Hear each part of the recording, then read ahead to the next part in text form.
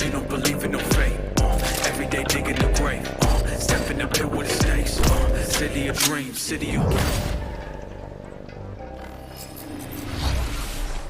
Hello and welcome to this, the very first episode of Night City Wire, a brand new series from us at CD Projekt Red where we'll be talking about all things Cyberpunk 2077. For today's episode, we'll be starting with a brand new trailer. One of our developers will be joining us to help unpack everything you're going to see. We'll have some news, an announcement about a secret collaboration. We'll be taking a look at some Braindance gameplay and welcoming back our developers just to have a chat about everything you're going to see. But there is one more thing.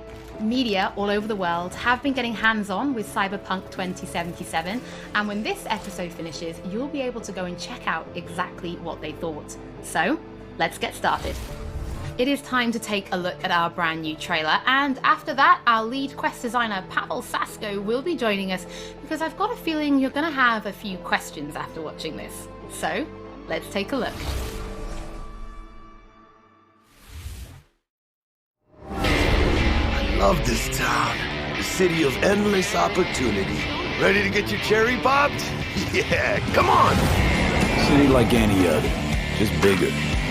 No, mano, not just any other city. Legends are born here.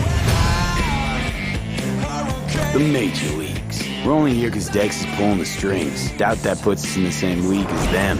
But we are. They just don't know it yet. But if you got the cojones and you know how to use them, you can do damn near anything.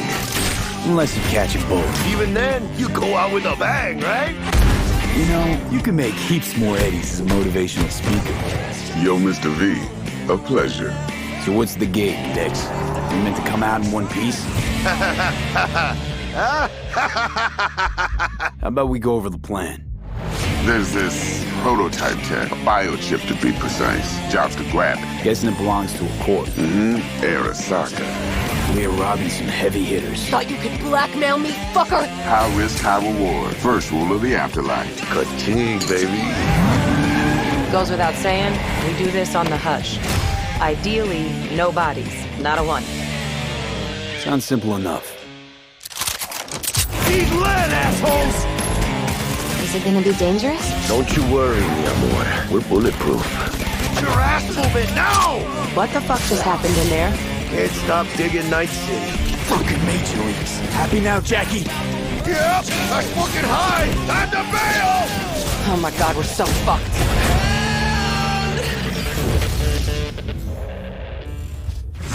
Dex, what the fuck? Can't risk it, V. And you, who are you? Fuck.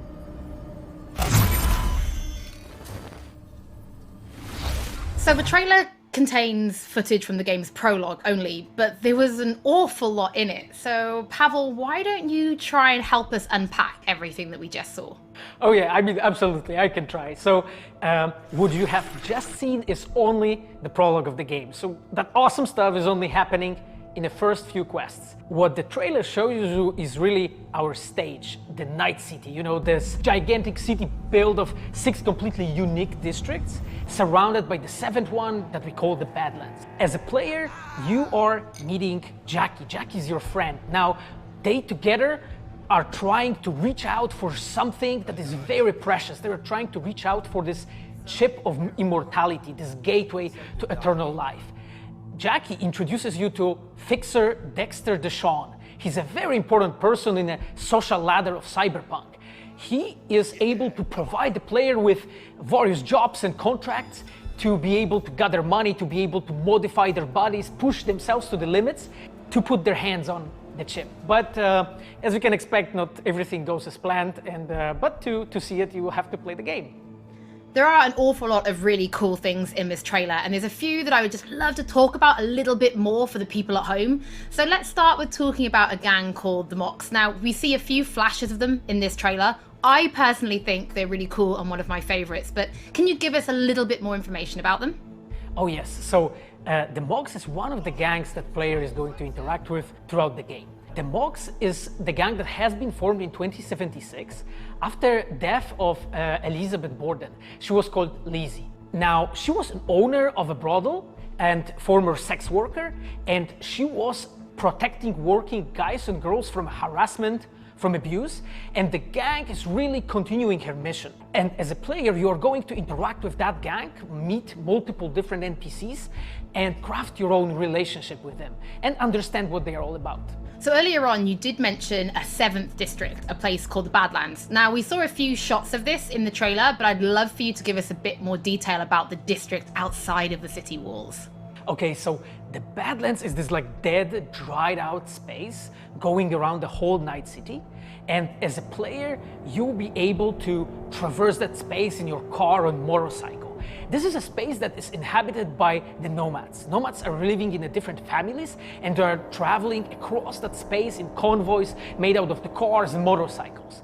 And as a player, you'll be able to traverse and access different type of open world content that has been prepared specifically for you to get that awesome feel of the Badlands as an area.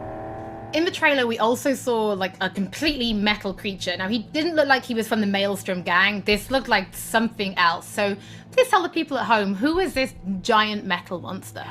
Okay, so that big dude, that was Adam Smasher. He has been introduced in pen and paper in Cyberpunk 2020 by our senpai Mike Pondsmith. Adam Smasher is a fully converted cyborg. He was always a loyalist of Arasaka. And time has changed, and in 2077 he had to find his own space in Night City, but to find out, you'll have to play the game. In this trailer, we do see some flashes of a Ripper Doc called Victor Vector. I think if people have watched our previous gameplays, they might remember him. But I'd really like for you to give the people at home some more information about what Ripper Docs are and how they'll be interacting with them when they play Cyberpunk. So Ripper Docs in our game, they are surgeons. They are like a specific type of a job in the social ladder of Cyberpunk. They are accustomed and specialized in replacing limbs to the metal ones. They can basically update your body, enhance your body, change you into this walking war machine. And as a player, you are going to meet different kinds of Ripper Docs in the game, craft your own relationship with them. Some of them are like important characters for a story.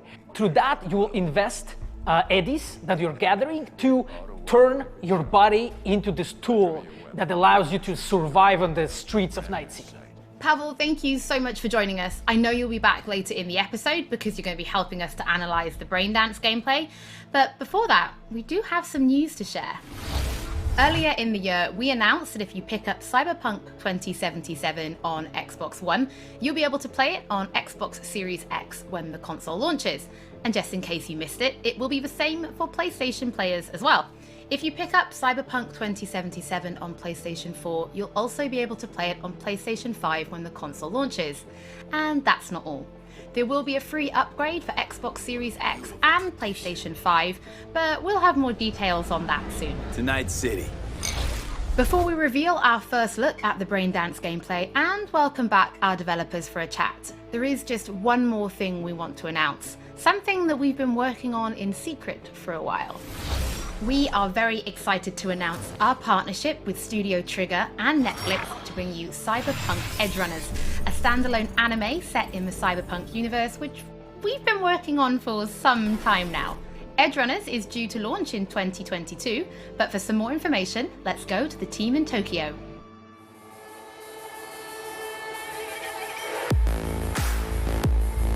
Hi, my name is Saya Elder.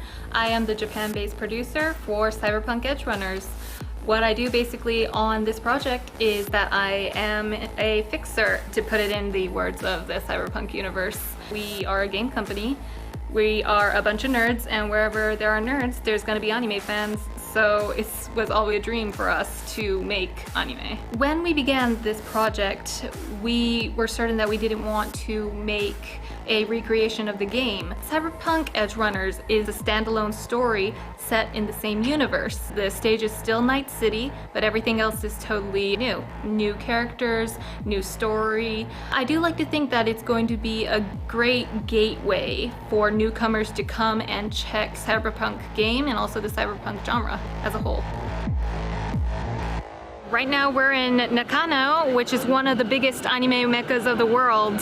I'm going to take you to Studio Trigger right now because we have the wonderful opportunity to talk to the dream team that will be bringing you this anime. こんにちは。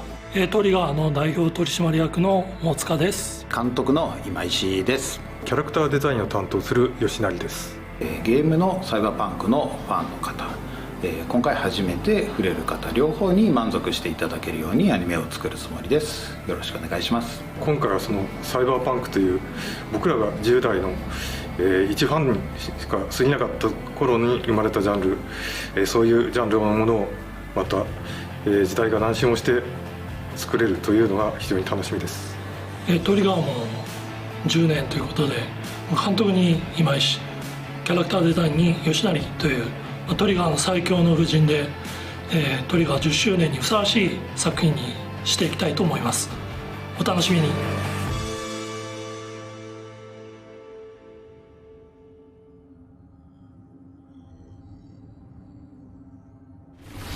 Now it is time to show you some gameplay of Braindance. This is a feature that you'll experience when you play Cyberpunk 2077. Braindance is essentially a recording of somebody else's experience. It allows you to relive their sense of sight, smell, touch, and even hearing, all thanks to a special device. After the gameplay, I will be welcoming back Pavel Sasko, and will also be joined by Patrick Mills, our senior quest designer and all-round lore master, who will be helping to answer your questions and give you some explanation on how you'll be interacting with Braindance when you play Cyberpunk 2077. So, let's take a look. Plan simple. Do nothing odd. Don't get creative. You go in, snatch the cash, get out. And we sell the BD to those psycho freaks from the studio. Got it. And remember, everything on full blast. They'll spot us extra for a wicked adrenaline high. Okay, on you go.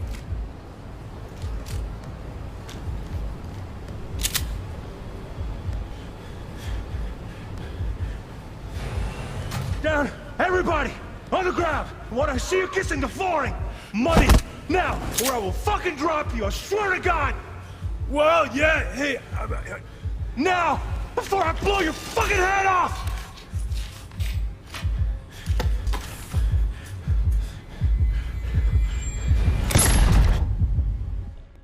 Ah! Slow, deep breaths. Your cortisol and adrenaline spiked, but the soft activated your hormone blockers. Nothing happened. You're alive and well. That was too much. Could feel the guy's pain, his stress, his hope. Hope wrapped up in something else. Mm-hmm. Probably took a booster just before. You'll be fine. Got everything set up? Let's switch over to editing mode.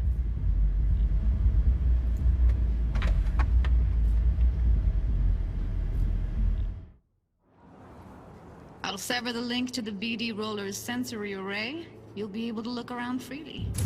Whole scene's yours.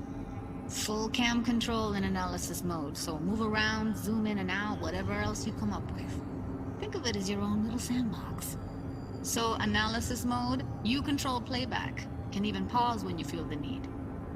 Then you use the editor console to unpause. Try it. Plan simple. Do nothing odd. Don't get creative. You go in, snatch the cash, get out, and we sell the BD to those psycho freaks from the studio. Got it. Cream as hell, right? Well, that's not all. You can speed things up or rewind, whatever you like. Give it a try. Rewind, roll it back to the top. Can I? All good, neat. Now try fast forwarding a bit. Plan simple. Do nothing odd. Don't be creative. You go in, snatch the cash, get out. Okay. You can also reset the recording. That'll take you right back to the beginning. Try it. Now for some fun. This here's why you came in the first place. In analysis mode, you get to view and even scan details of the enviro recorded by the BD roller. Focus on the heat, the gun this gonk gets from his buddy at the beginning. Now scan it. Plan simple. Do nothing odd. Don't get creative. You go in, snatch the cash, get out, and we sell the BD to those psycho freaks from the studio. And remember, okay, right here. Excellent. Let's move on. Now heads up. In analysis mode, you can ferret out background noise and conversations if the roller got close enough. This tech records everything, every little detail, even the sights and sounds the roller was never aware of. To see the sources of the recorded sensory signals, switch to the audio layer in the editor. Go ahead and try that now. Okay, good. Now you should see several sound signatures in the store. Choose one and hone in on it. Pack of 6, case of Brosif, and a couple of zappers. Okay. We have a deal today on 2 flavors. Curry and surf and turf. Everybody! So, any thoughts? Unbelievable. Seriously. Like what's happening right next to me. Yeah, it's how BD recording implants work. They pick up everything, all the elements in the background. Then an editor tweaks them, makes them pop. Keep playing with the sound, explore it a bit. We'll move on when you get bored. What I see you kissing the flooring! Money! Net! Sometimes you can analyze extra layers in the raw, stuff the roller's cyberware picked up. Like what? Ev's got Kiroshi optics that grab infrared, meaning you should be able to grab heat signatures from her recording. Huh. Hella nice. Scanning works on peeps, too. Walk up to the wounded chick. Try scanning her. Alright, next thing. Scroll forward to the part where our artist gets a lead injection. Or I will fucking drop you, I swear to God! Well, now, fucking head off!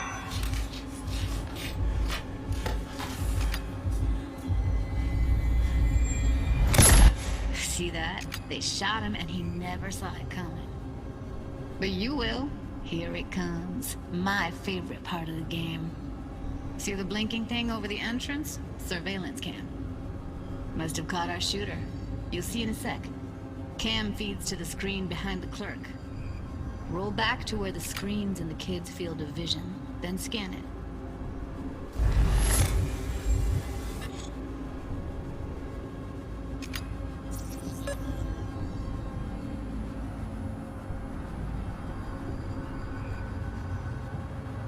His own Chumba shot him. Probably planned to all along. Must have got a nice slice of cred on the black market for a BD like this. BD freaks are ready to pay a preem for a real flatline.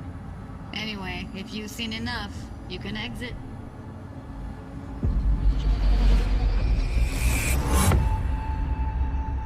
Yeah, it's impressive, right? It's too bad most of the BDs we do here are only good for flogging the log. So Braindance is a pretty big part of the Cyberpunk universe. It's not just something used for adult films. There is an awful lot to it. And there's 2 sides I'd really like you guys to help me explore. First is the lore, so how this actually fits into the universe. And then there's the gameplay side, so how players will be interacting with it. So Patrick, could you tell us more about the lore of Braindance? I would love to. So in the world of Cyberpunk 2077, Braindance was invented way back in the early 2000s at UC Santa Cruz. It was developed as a way of recording a person's experiences and then playing them back for someone else so that they could relive them as though it was happening to them. It was originally used for things like therapy and prisoner rehabilitation, but by 2077 it's become this global media industry, including things like movies, mass entertainment, things like that, video games, some interactive things, and of course adult fare as well. Now, in our game, we deal a lot with black brain dances, or XBDs as we call them, and there are different types of those, but the one that you saw in the trailer just there was a flatliner. Now that's where the person recording it actually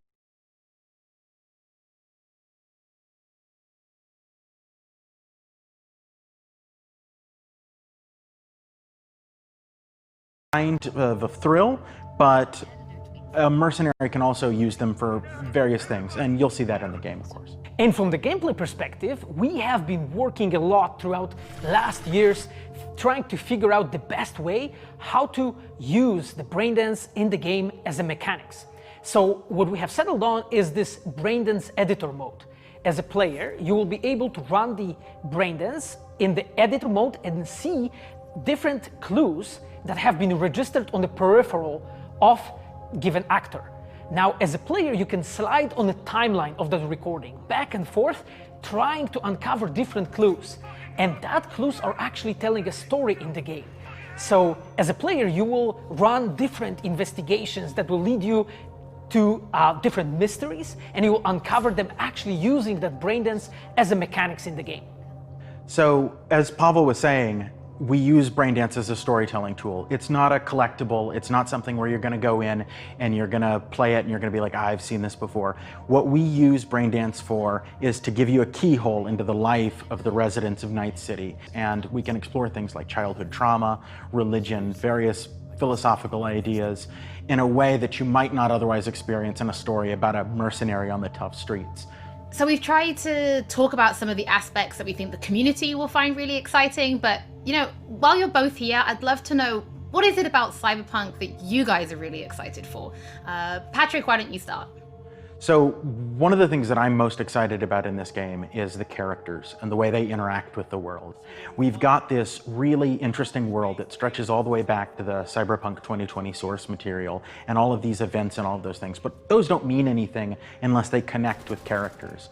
And so when we come up with a character, we start with their function. What is this person? What do they do in the story? But we don't stop there. We go back and we figure out, what was their childhood like? What was their upbringing like? What kind of obstacles did they face in this harsh reality, and did they overcome them? And how did they overcome them, or did they not overcome them, and why? And you can see all of those things in their environment, in their dialogues, in sort of how they operate in the world. And we come up with that for all of our characters. Now you look at someone like Victor Vector, and you're gonna see stories about his past in his environment and in his dialogue. You know, we come up with that stuff even if we don't use it in the game, because it helps inform us as to who these characters are. And for me, I would not be myself if I would not say that I'm the most excited about our quests. Like with our Witcher 3 team, with Patrick and like everybody that has stayed with us since the Witcher 3 time, we really have grown so much. We have learned so much, and we have used all that experience to put them into the quests that we have made. And you will not find really a filler in this game. Like everything has a meaning. Like we put so much effort into making sure that everything is rewarding, is interesting, is talking about characters, as Patrick said, is talking about worlds, is talking about emotions, like touching the player in a really, like a real way. And I just can't wait to find out what you think. Pavel, I know you mentioned story and quests and writing quests, and when I was last in the studio, I had a look and I saw a notebook on your desk, and I would love for you to show everybody this notebook. Okay, Holly, I mean, you asked for it. So this is my notebook. It says Salsa Quest Designer. The reason is because I dance salsa, and I'm a quest designer, so you know. So I started this notebook actually when we were really starting Cyberpunk. At the very beginning, I wrote like a first note, and it says pretty much something along the lines of that we were starting with a prototype. And then, you know, I kept on basically noting things that we've been working on for like next year's I remember once when our concept artists actually approached me and they said that they want to take a look on my notebook. I was like, what for actually? And they took some pictures and they told me, yeah, well, you know, because we are looking for a reference material for notes of a psychopathic killer. so yeah, well, you may find maybe some of my notes in the game.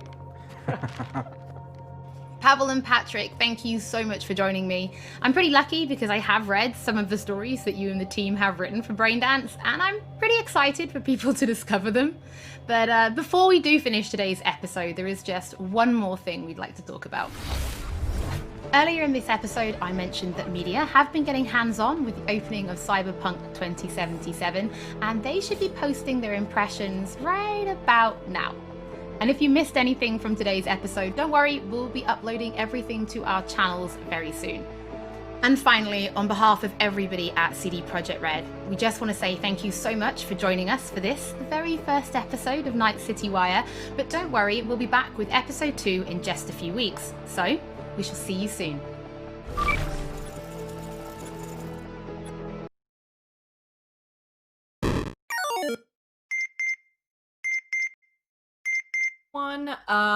I'm just gonna get right into it because now you guys are free to talk about actually playing Cyberpunk. Do you want to take it away, Jake? What from that presentation had you already seen? So I hadn't seen a lot of that in my playthrough because I was kind of messing around. So I just explored Night City. I was messing around with NPCs, the environment, and whatnot. However, I did see a lot of that in some B-roll they had sent over, so I was very familiar with what we saw. For the most part, there was a lot of other stuff in there, but like I guess just top level impressions based on what I played.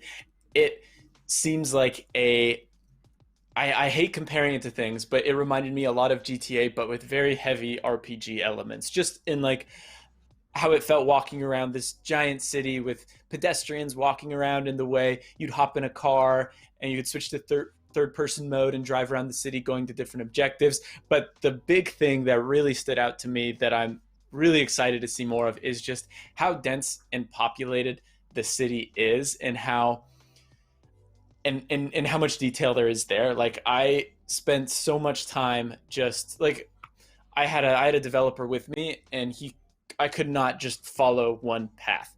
I'd drive, I don't know, probably like 20 meters and I'd be like, oh, and I'd hop out of my car and I'd check out a little side alley and it would open up into this big marketplace where there'd be tons of characters walking around and there'd be music blaring and the advertisements are kind of overwhelming, but in a good way, in a way that probably should be the case in a cyberpunk world.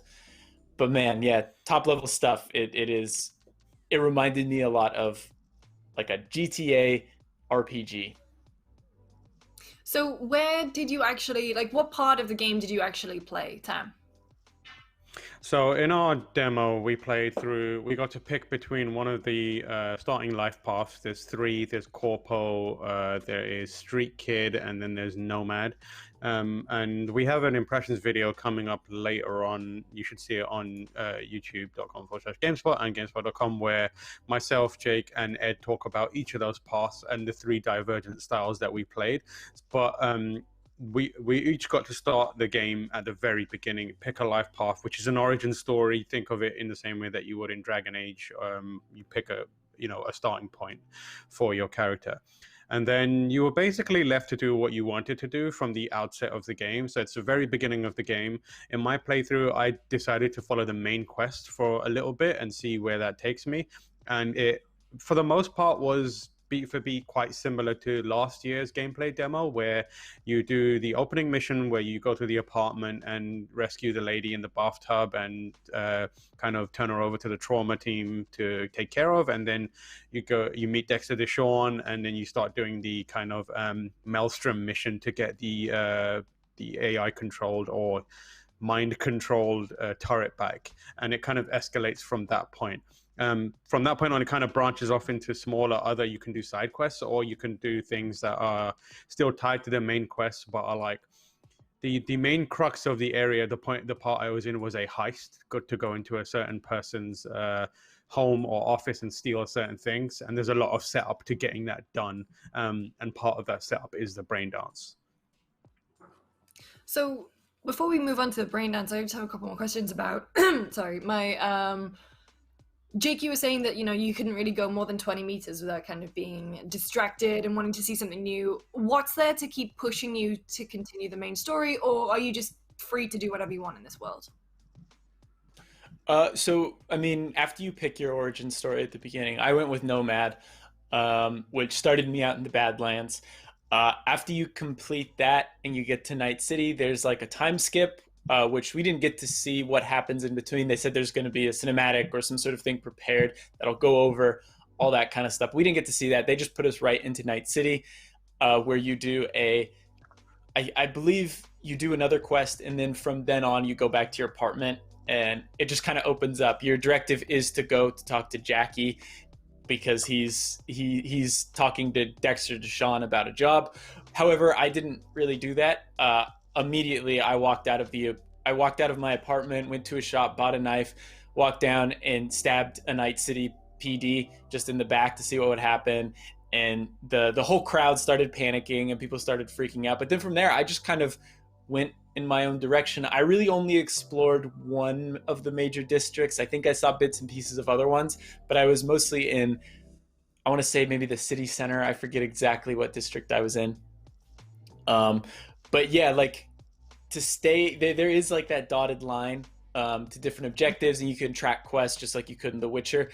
But like I said, there was so much both showing up on my map that were like distracting, not in a bad way, but I was just like, ooh, this seems interesting. And then there was also other things in the environment that just stood out that I was like, I have to see what this is about. Oh yeah, I mean, like you were saying, it's a very dense world that it looks like. Tam, I'm gonna ask you a little bit about gameplay wise. What did it actually feel like to walk around in?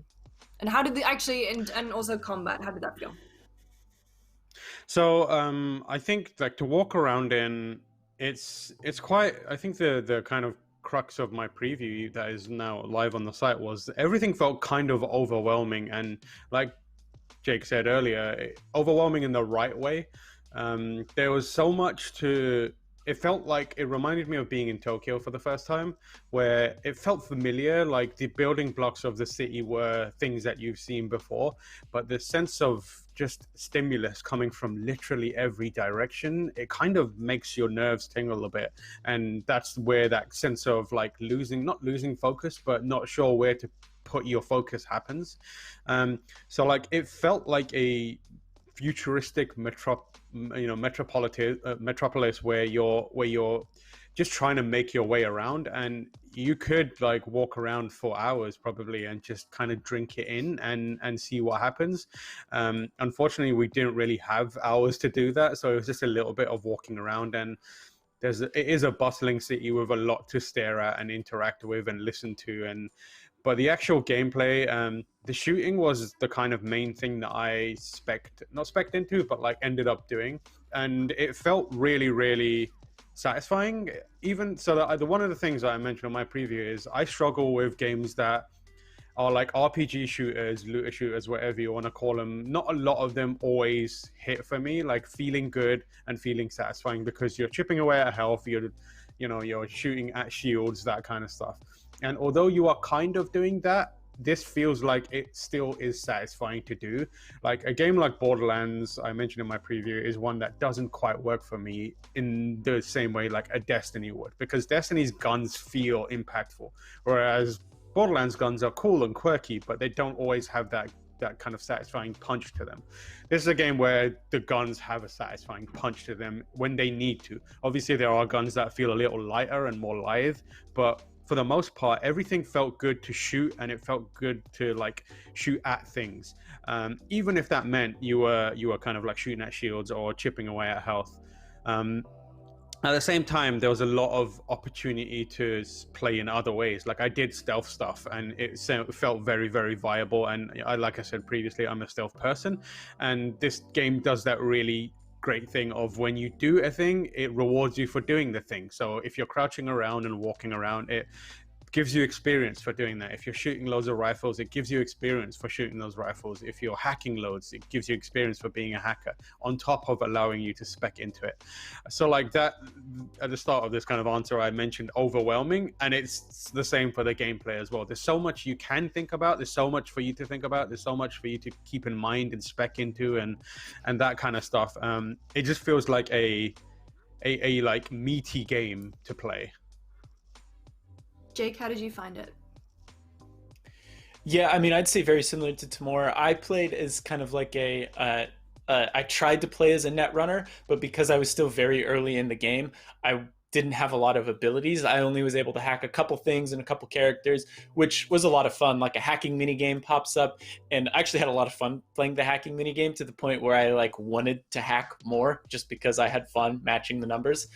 But as a early net runner, I was mostly botching a lot of these hacking things. So I would try to hack, I'd maybe hack a couple things, and then someone would catch my scent, and then I'd go guns blazing, and it was a lot of shooting, which I was cool with, because that's a way that I'll probably end up playing. I did notice, like, now we played a preview build, an early build, so it's not done, but the shooting didn't feel as precise as something like Destiny or Call of Duty. However, kind of like Timur was saying, like, the shooting still felt very satisfying, and I think a lot of that is due to the fact that these guns kick like a donkey, and the sound effects are really good. Like, it just feels really satisfying to shoot things. Even like, I used a smaller pistol a lot because my pistol skill was getting high and I had fun using the pistol. And even that, like, it was a small dinky little pistol, but it really did feel like I was like packing iron. I was ready to go. So that was great. And then I also noticed we played on controller. They didn't want us to use mouse and keyboard. So we played controller, and I did notice there was a pretty generous aim assist. I don't know how much you'll be able to tweak when the final game comes out, but. Tam? Yeah, I was going to say that we didn't play on mouse and keyboard. Mainly, we should say the reason we played with the controller is because we played through the cloud using a special kind of bit of software, and that meant that we weren't able to engage with the mouse and keyboard. It wasn't a technical limitation or anything like that. It was just a matter of the software would get confused if we were both trying to input at the same time using mouse and keyboard and a controller. And so that was the reason we played on controller. But like Jake said, the controller stuff felt fine. It felt good.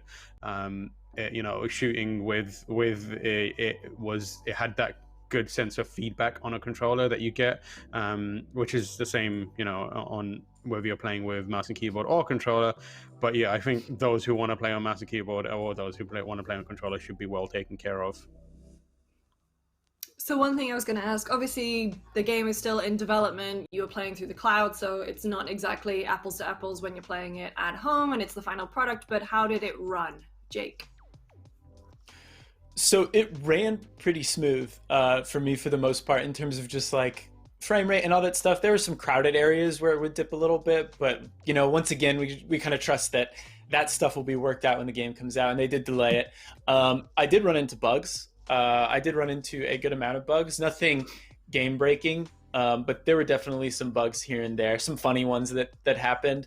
I mean, with games this big, that kind of stuff is bound to happen. Like, there's so many, I guess, funny bugs in The Witcher and whatnot. But once again, it's kind of hard to say what the final release will be like, because they did just delay it, and they said mostly to squash bugs. But overall, streaming it on PC, I have pretty good internet, so it works pretty well in that sense. I didn't have any latency or lag or anything like that, but the game itself seemed to run pretty well, from what I could tell. I'm definitely excited to, when I play this on PC, to really dig into all those settings and see how far we'll be able to push this game. Before we dig into what we saw in Night City Wire, are there any final comments about your hands-on time? Tam, I'll go to you first.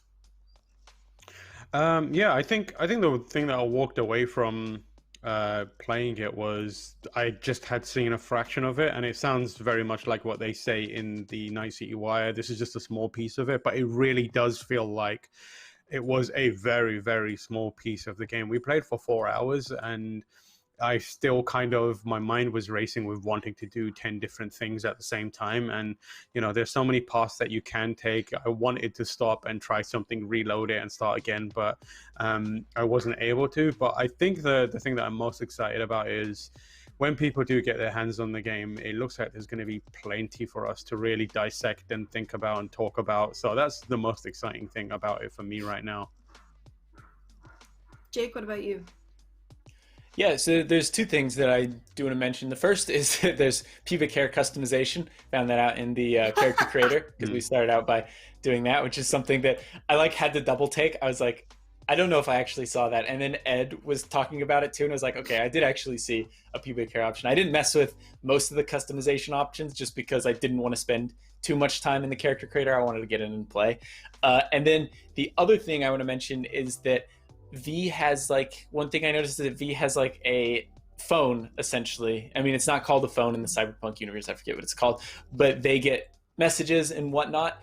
And I'm curious to see what kind of role that will play, because I was getting messages as I played and I'd check those. And a lot of times it would be like, hey, we've got a job for you, which would lead to a quest, which I could track right then and there. But I'm also curious to see how that will work with characters, because there was some I could respond to. I didn't pick what I wanted to say. It was just a predetermined thing. I just hit respond and then V would write something and send. But I'm curious to see if that will come into play in a sense like GTA 4 did almost, where your buddies will be like, hey, do you want to hang out? Do you want to go to a bar or whatnot? Because that is something that this game seems to have a lot of, is what you do when you're not killing people, how you blow off steam and whatnot. So I'm very curious to see how that's going to tie into the very different relationships and characters you meet throughout the game. Because personally, I love that stuff in games, and there's a little phone and you've got your side conversations going on. My God, I hope there is a reference where some character asks if you want to go bowling in that case. It's gotta be. There has to be. All right, so let's talk a little bit about what we saw in Night City Wire. So we had some more details from Pavel Sasko, lead quest designer. Talked a little bit about the districts. We got to see the 7th district, which is called the Badlands. Big kind of Mad Max vibes there. Very cool. I need to talk about this guy, Adam Smasher. I'm obsessed with this. What an incredible name. Absolutely. I was sad that there was no Keanu Reeves, but it's fine. We had Adam Smasher. What a great name. What were the highlights from that section before we start talking about Edge Runners? Yeah. Taro, good evening. The Adam Smasher thing is actually interesting because it kind of feeds into the Braindance stuff. I'm interested to see how that character carries on or appears in that game. During the section that they show him walking towards a elevator, you are actually in a Braindance at that time. And the person who is seeing Adam Smasher actually gets scared. And when you're reliving that Braindance as V, you feel that fear, which is an interesting kind of layered thing. So when this happens in the game, the character you're inhabiting is a woman, and you can feel her, or they through the presentation show that she's scared, and then that feeling of fear lingers with V. So there's an interesting kind of a lingering effect of what you do and the emotions and the feelings you have in a Braindance that kind of can carry into the real life in the game. So we'll see what that means narratively and in terms of characterization for V and doing these Braindances. But yeah, that section is really, really cool. It's like one of the things that we talked about earlier, an unexpected part of the Cyberpunk gameplay experience. The investigative stuff and that kind of business is something that I'm super into. So I think that stuff looks really cool. Yeah, that's actually a very nice segue into the Braindance segment. I mean, I deliberately didn't speak to you guys about what you'd seen, just so that I would be kind of fresh to it. And I expected you to be able to play those sequences. I didn't realize there would be that level of detail where it is like a Batman Arkham Origins, kind of the crime scene investigation, rewinding, positioning, similar from Arkham Knight 2. That was really, really cool. I wonder, how much of the plot is going to be in these Braindance segments. Jake, did you get any indication? Not really. I actually didn't have a chance to check out the Braindance sections because I spent more time messing around. But one thing that Ed said when we were doing our impressions, he said it reminded him a lot of Tacoma. I don't know if you guys played that, but I can definitely see it watching the gameplay and how you're basically rewinding and replaying specific sections and you're trying to key in on specific items and figure out details. And I think it's kind of neat to see that sort of system from a very small indie game in this like giant AAA game. Not that they necessarily stole that idea or took reference from it, but it's just interesting to see. I love this guy because he basically looks like Octane from Apex Legends there. Yeah. I was going to say this Braindance section is a tutorial for the actual gameplay mechanic, and it involves these two characters holding up the store, and at the end of it, the person holding up the store dies, and the tutorial is a kind of investigation into how this character or this robber gets killed because it's uncertain. So they use this as it's a really interesting little setup, and they use this as to teach the player about how brain dances work. And then they very quickly become more elaborate from this point on. I got to do 2 during my playthrough, and this was the simpler of the 2. The other one was shortly after Adam Smasher gives you the dirty look in the elevator. What was that one like? Can you describe it? So that one was actually the Adam Smasher, post Adam Smasher one was a part of a heist that you are planning for. So the whole point of a Braindance is, like they said in the actual gameplay demo, it captures a scene, a memory, and recreates it for others to experience. Usually it gets used for pornography, but certain characters like Judy Alvarez, I think her name was, she's able to edit them and recreate them so you can relive them outside of porny reasons. And so you're scouting out this apartment because it belongs to the son of one of the mega corporations that controls Night City, and this person has a special piece of technology that you want to steal.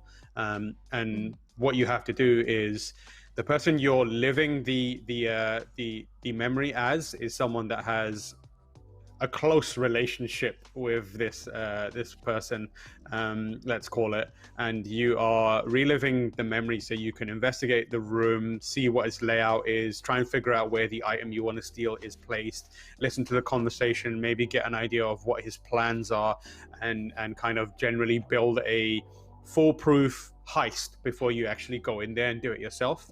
And it's really, really interesting because it was more elaborate than the liquor store holdup one, but it's still quite limited in kind of like how it played out. The character would just move across a room, and you'd just kind of track him and listen in on his conversation, and then you'd switch to like a heat signature layer and try and find out where the item is located because it needed to be super cool. So you're looking for the coldest spot in the room. So it was part of the kind of like build up towards making it more complex, but it still hit that kind of I'm an investigator and I'm figuring something out pleasure node in the brain that people get out of these kind of experiences. So it was fun, and it was intricate and interesting in a way that, you know, is a nice refreshing change of pace from the usual shooting sneaking of the main game. All right, so I think in terms of the first Night City Wire presentation, there wasn't, you know, a Keanu moment, there wasn't a Grimes moment, there was an anime moment. So I'm gonna go to our resident anime expert, Jake. What did you think of the anime reveal? I'll pass it on to Timur. No, I'm just kidding. Wow. I'm very excited to see what this will be. I will definitely watch it just because I'm very into Cyberpunk. Not super into anime, but we'll see. Maybe this will change my mind. I know Studio Trigger, like them doing this is a very big deal, and they have made some very good anime, but I couldn't tell you what that is. So I think Timur is going to have to teach me a lesson here. I think we should clip out that moment where Jake says, "I'm very excited for an anime." So just so we have it for posterity. Yeah, Studio Trigger, one of the most talented animation studios in the world, definitely in Japan, known for animes like Kill la Kill mainly, and recently they put out Pome in kind of cinemas, and both critically acclaimed. They have other stuff that they've done as well, Little Witch Academia and Gurren Lagann, I think, was them as well.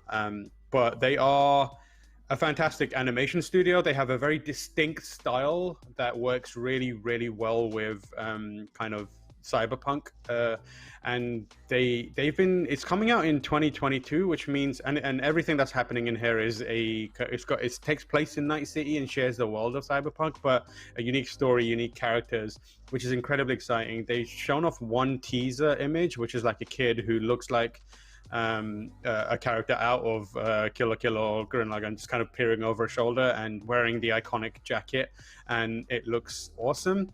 I think the thing that kind of takes it to the next level is the music is actually being done by Akira Yamaoka, who is the composer behind Silent Hill and various entries in the Silent Hill franchise, and just an absolute legend in the gaming industry. So the fact that we've got Studio Trigger teaming up with Akira Yamaoka to make a cyberpunk anime is pretty exciting. I think it's coming to Netflix in 2022, which means we'll probably be done by the game by then. So perfect timing. All right, that just about wraps it up. Jake, any more final comments on what we saw this morning or what you had hands-on with? There was something that I had in my head a while ago, but I forgot what it was that I wanted to say. Come back to me.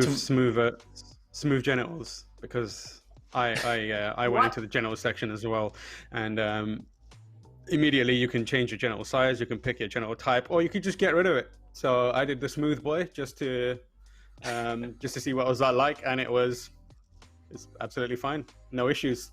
Smooth boys are Ken doll. fine. Yeah, the Ken dolled it. Ken doll. Ken dolled it. Oh my you can pick your size if you want to. Yeah. I don't know if that is going to become visible at any point. My hope is that you are able to just take your clothes off and walk around. No, you can get sex workers, you can hook up with people. I fully anticipate there's going to be nudity in it. I want to do that your Ken doll will. I'm changing my run to a stealth, no kill, fully nude run. So it's going to be exciting. You can watch the stream of it on twitch.tv/GameSpot. That's not happening, by the way, so don't find it. I've already put it in my calendar. I really want to see it. Jake, has that thought come back to you? I mean, one thing that I thought was pretty funny was the store that I bought the knife from was called Second Amendment. I guess another thing that was kind of cool was the Nomad Path started out in the Badlands, and seeing what's outside of Night City was really awesome. And I'm excited to check out the other life paths. And I guess the other thing too to bring up is that we are going to be doing a Q&A video next week. So if you have any questions for us about Cyberpunk and what we played, make sure to tweet it either myself, Timur, or Edmund Tran, because we're going to get back together and try to answer all the questions that you guys might have. Keep in mind that we did only play 4 hours and it was very early in the game, so we didn't see a whole lot. But there's still a lot to talk about. Getting the band back together for your Q&A. All right, we're gonna show the video of your impressions, so kind of more in-depth chat about what you guys played, featuring all the new gameplay.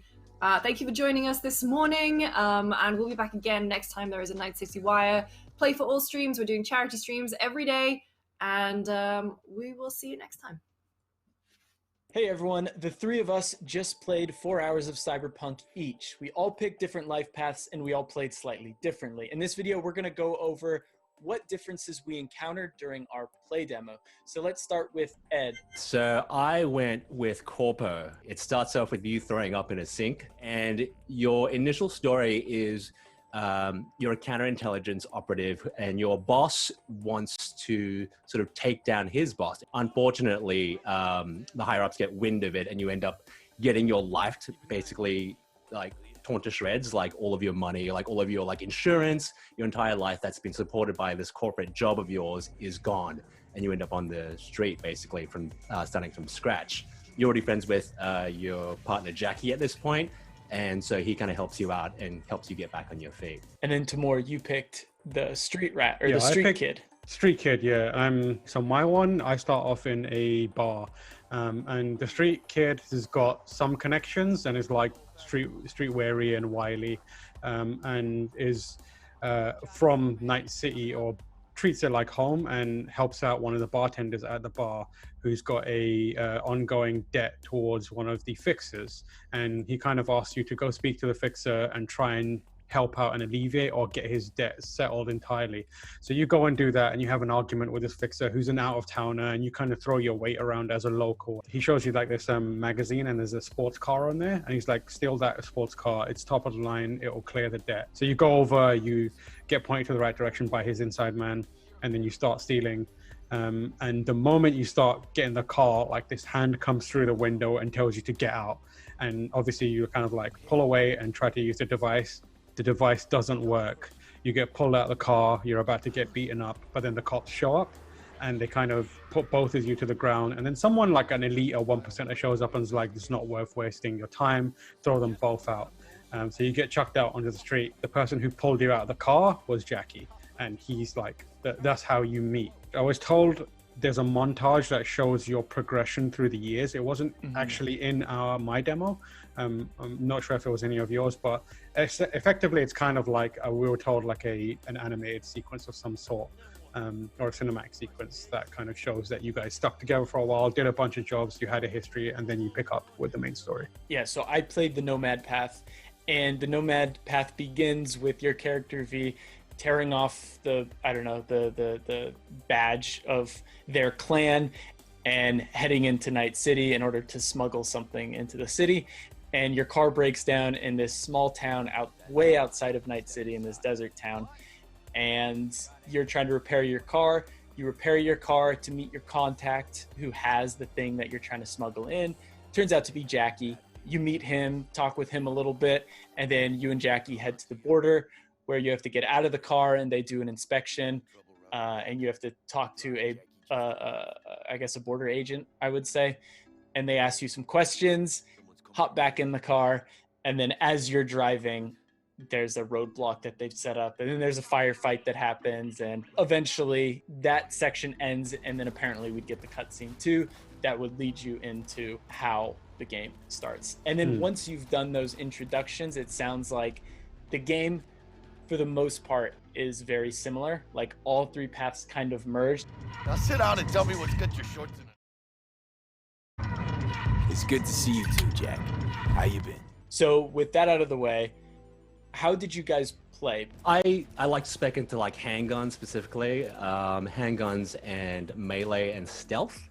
And I found that I ended up relying on my handgun a lot, because given that this is so early in the game, a lot of the stealth skills that are actually useful aren't available to you unless you unlock them with perks. So I found myself failing stealth a lot and ending up in a lot of firefights. Yeah, so I put together one of the classic, like, I don't know what I'm doing trash builds, where I was just like, oh, how do I usually play? And I didn't learn the lesson that Ed clearly did very quickly. So obviously Ed is always smarter than me. But like I did the thing where I spec'd into stealth and spec'd into cool and body. So I was like, I can be sneaky and I can talk my way out of things and have a bit of charisma. Obviously didn't think about the fact that it would take a while for that to come into full effect. So ended up being a kind of a run and gun, kick the door in type person who is clearly incapable of doing it because I'm spec towards stealth. So I created like a bumbling idiot of a V, but it didn't lock me out of anything. I was still quite capable. Like in firefights, I was winning. Yeah, it's important to note that if you do pick up something that's not in your wheelhouse, you can still get better at it by just doing the thing.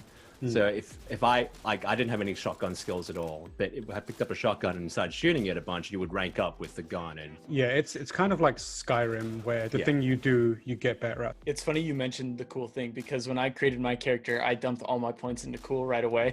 And the person I was playing with, the dev, was like, may not want to do that. And I was like, Oh, okay. And I was like, well, what if I want to play like a netrunner? So he had me spec into intelligence and I think technical ability was what it was called. But what I found out too is cool is connected to stealth, and I ended up using a lot of stealth because, kind of like your guys' experience, I ended up being trash at net running just because I didn't really have many abilities unlocked. And I imagine that's going to be a similar sort of experience for most people who start this game. Maybe not so much using firearms, but I think you're going to spec into something, and then as you play, you're going to figure out how you actually want to play, at least early on. It's important to note that we played the first 4 or 5 hours of the game of like what is going to be like a 50, 60-hour game. So a lot of the stuff that really will matter in the end doesn't really come into play.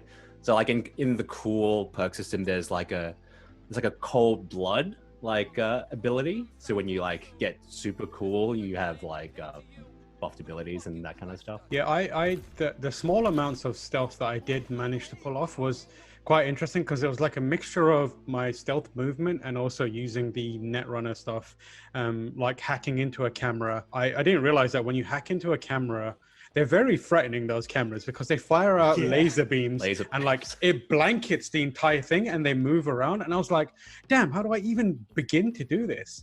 And I didn't realize that actually when you hack into a camera, you effectively take it over and it's yours, but it doesn't change the red laser into green to be like, hey, you're green now. It's good now. It's a good laser. Yeah, it's a good laser. So like doing the small amounts of I'm sneaking, hacking that thing, using it to distract enemies, the way like the two different divergent styles of play kind of mesh together was really interesting. So I'm looking forward to see how they can be paired up with like, you know, Netrunner's hacking abilities with the stealth, and then stealth's abilities kind of complemented by the, you know, powerful gun kind of like spec and that kind of stuff. That was the one thing. Almost every encounter, I started out by hacking into the local network or whatever it might be. And once you do that, it basically when it highlights all the different things you can hack, which I think because I was pretty early, I wasn't able to hack a lot, but there were like fans I could hack to distract enemies. There were cameras you could hack. You could hack certain NPCs too to get other NPCs to come by. You could hack grenades to make them explode. Okay, so we've talked about playstyle, we've talked about origin. How about how you guys just kind of played this demo? There was a lot we could do. They didn't really put any restrictions on us at all in terms of what we could do.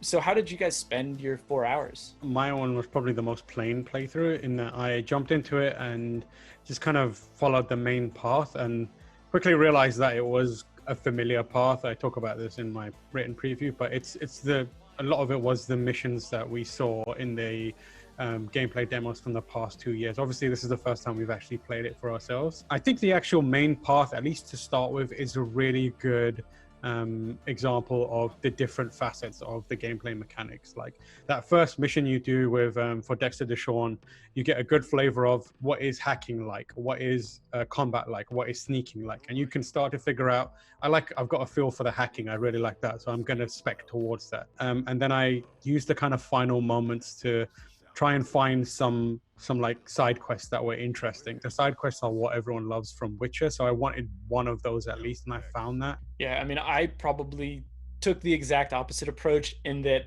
I didn't even really do side quests. I just roamed the world and messed around. Like the first thing I did when I got out of V's apartment is I bought a knife from the store called 21st Amendment and stabbed the cop because I don't know, he was out there and I want to see what would happen, which is something different from The Witcher 3, right? Because, well, A, there's no cops, but also you can't just start destroying a town in The Witcher, right? Because Geralt is this character who wouldn't do that. But in this, you have that freedom. I forget how much the warrant was, and then I got a notification saying that the NCPD are now after me, and that was pretty interesting just because I don't know, immediately I thought of GTA. Yeah, like big GTA vibes coming from this game. But you can also help the cops too. Like you can go past like a hold up or something and help them out. There are a lot of incidental things happening in the city that you can just join in on. In fact, the incidental stuff remind me a lot of Red Dead. Like you'd just be walking around and there'd be a firefight between cops and gangs and you could help out one of the sides. You could just walk away, or sometimes there'd just be a bunch of guys guarding a cache or something and you could go in, kill them, take it. Or occasionally when you get your upgraded eye, I forget what they call it, your upgraded vision, you can actually see if there's a warrant out on NPCs and you can just examine them. And if you see warrant out on this arrest for this amount, you can kill them and you'll automatically get that money transferred into your account. I mentioned this to Jake earlier, but I was doing some of that kind of exploring and found an incidental thing, which was a gang fighting each other, a couple of gangs. And I was like, I'm just going to check this out. And the moment I realized I should probably get on with my actual quest is when one of them threw a grenade at another one and missed completely, and the grenade just landed at my feet. And I was like, I am not here for this. I'm out. After hearing about Timur's experience, I wanted to go see a lot more side quests. But I think given that this is so early in the game and the game actually does want to put you through those main quests to give you the breadth of experience, there weren't that many other proper side missions that I could do. The side quests that I did find did look at sort of the kookier nature of like the cyberpunk world. So one had you get into like a fight club situation with these twins who had merged their consciousnesses to be one person. And there's a lot of like funny banter between them and like stuff about them sharing girlfriends and that kind of stuff. And basically you just had to fight them both at once. And then there was another one where a guy's augmented penis had gone haywire and you had to rush him to the Ripper dock basically. And like, there's a whole bunch of car banter in between there. And so that's kind of the world they're trying to set up. And it's not all like grim dark cyberpunk stuff. There is there's a lot of levity in there. I think the most interesting thing for me is how much the corpo stuff played into the main quest. Since my character came from a corpo background, like there's that whole thing where one of your contacts sets you up. She gives you like a credit chip with a virus to like sabotage the marauders. Basically, if you take the corpo path, your character basically knows all the shit that she's gonna pull, and you can just call her out on it and just just basically you are in the position of power there. Which I found quite interesting. When I did that, I decided to ignore her completely. So in the original demos, they do that bit where they go to her, get the chip, and then go to the Maelstrom gang, and eventually things kick off. So I was like, I'm gonna just ignore that because I want to get into it as quick as possible. And the first thing I do when I meet with the bad guy or the gang leader is shoot him in the head and kill him like straight away, because it's like you don't have the money to do anything else, or your choices are either to kill him or get killed. And that knock-on effect is in the original, when you did the kind of corpo route as well, that dude would get away and then come back later with his exoskeleton and fight you. This time around, because he was dead, there was just no one in that area. Like there was 2 guards who are just like knocked out, and I was like, I'm out. So like there is like very noticeable changes to what happens in a mission depending on how you do them. In my playthrough, I could not focus on the main path at all. Like almost every corner I turned, I was like, "Ooh, this looks interesting," and I'd get out and check it out just because the world is so dense. But I found one small alley that opened up into this huge marketplace area where there are all these characters wandering around. Like it was packed, and there was a guy on the corner who was like, you know, he's a sidewalk preacher yelling about how cybernetics are destroying people and the next generation needs to stop cybering up their bodies so they can continue to live and whatnot.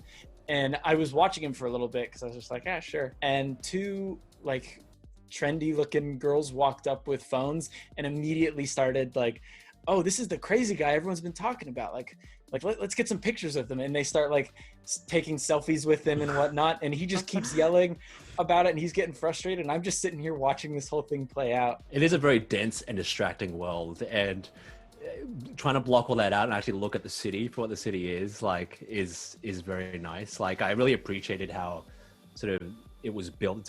It's got a lot of verticality to it. There are a lot of stairs and like twisty pathways. And there's like a lot of dead areas of the city, if you know what I mean, like because there are a lot of freeways intersecting, so there's obviously going to be the quieter areas of the city, places that are a bit uglier. Yeah, because like it makes the parts that are bustling feel a little more real when there's areas that aren't. Like I had this one interaction which stuck out to me, which I'm not sure if it was an accident, but I hope it wasn't. But like I was walking and I kind of drifted into an area of the pavement where there was a cop nearby, and he did not want me to be there. And he very aggressively shouted like, back up. But next to me was a I'm not body shaming or anything like that. A very large man was next to me. And I don't know what happened, but like he freaked out and just started running. And I was like, okay, I'm just going to follow this guy. And I followed this guy for a while and he just kept running. And it wasn't like he was just running in a straight line. He looked like he was going somewhere. And I was like, I asked the developer, I was like, does this dude have a story? And he was like, I'm not sure. And I wanted to follow him because he looked terrified and he was like running. I don't know how he had that much stamina, but I was like, if this was like my natural playthrough, I think I would follow him for about 15 to 20 minutes just to see what would happen. But I think something else that really stuck out to me was the Braindance mechanic. Did you guys try that? I did not know. Yeah, so that's something I didn't really know about. I've been kind of limiting how much I see, but like at the risk of being reductive, it's the detective mode investigation stuff from Batman Arkham Origins. I like to compare it to, did you guys play Tacoma, the follow-up to God? I did. That's exactly what it reminded me of. So just having a scene play out in 3D space, but you are free to move around and look at the other nooks and crannies not in the main scene. So the idea is people are effectively taking their memories and recreating them almost like in a video editing suite and then selling them on for various things. Most of the time it's used for, adult entertainment, but you can do weird things with it. And you can also do things like put yourself into another person's memory and explore it. And you can do that via first person, or you can detach and just watch it all play out. And then there's like wrinkles like just focusing on an audio layer in the actual environment and listening to key conversations. They show you how it works by making you live through a failed hold-up scene where where the perpetrator is killed, and you figure out why that happened and how that happened. And it's just a really cool wrinkle that makes me excited about the potential for like future cop. And like the example that they gave us is obviously very early and very linear, and I kind of am curious to see whether the story changes based on what you do or don't pick up. Like if you go into a Braindance and don't pick up a clue, what happens then? Yeah, it's impressive, right? It's too bad most of the BDs we do here are only good for flogging the log. In a lot of ways, it does feel like an open world RPG that players will probably be very familiar with. Yeah, and it's more like in depth than The Witcher was by design. So like when I went into the actual like skill tree menu, I was like, wow, this is a lot. And the developer that was on call was like, yeah, people kind of felt like there wasn't a lot of freedom to create their own kind of Geralt. They have buckets of like, cool and body and tech and that kind of stuff. But within those, there's like multiple skill trees that have so many different small options to unlock, like passives and abilities and that kind of stuff. And for those that want it, I did double check, and it seemed the developer on my playthrough was like, you can do a no-kill run of the game. So that's what I'll be doing. Well, anyway, those are our impressions of Cyberpunk 2077. We have a ton of Cyberpunk content planned and already up, so make sure to check all that stuff out on GameSpot. And if you have any questions for us, we will be doing a Q&A next week where we will answer your questions. So if you have anything for us, please leave them in the comments below, or you can find us on Twitter, and we will try to get to all those questions next time. Anyway, thank you so much for watching, and we'll see you later.